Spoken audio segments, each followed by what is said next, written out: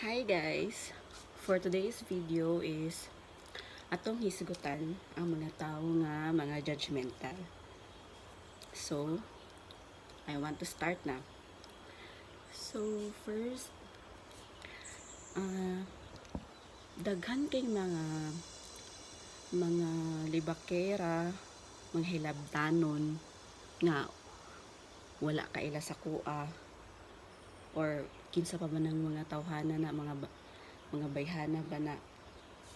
So daghan ko nga dunggan guys na kuan ba kanang mga libak, mga hilabtanon di jud mawala. So wala man ta tanang hilabot sa ila.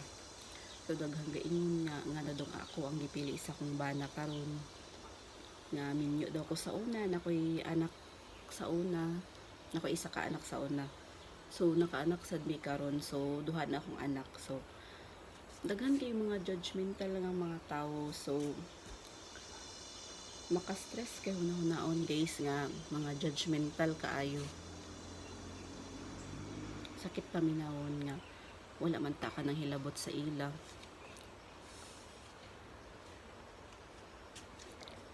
So ang akong ikastorya guys, kanang dili lang po ng tabi ta magpatakag istorya kung wala bitaw kabalong unsay kahimtang karon namo sa akong partner. So wala koy labot kung unsay sulti nila sa kuha, basta at least kasnabot mi sa akong partner karon ug malinaw mi nagpuyo diri sa bukid. So wa koy paki kung unsay istorya nila sa mua. So focus ko sa akong pamilya karon, sa akong anak. Diri akong kinabuhi sa bukid karon, kauban ng pamilya. So wa ko'y labot kung sa istorya nila about sa kuha. Basta wa ko'y iapakan nga tao.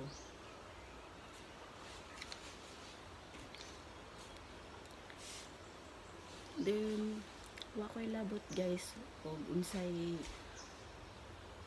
panglibak nila sa kuha or panghilabot nila sa kuha. Basta kay nagkasinabot mi sa kong partner o wa mi giapakan nga tao, live in man or kasal ba mi, bahalag live in lang mi guys, basta kay nagkasinabot. Mag-unsa man ng kasal pero magbulag ra, di ba?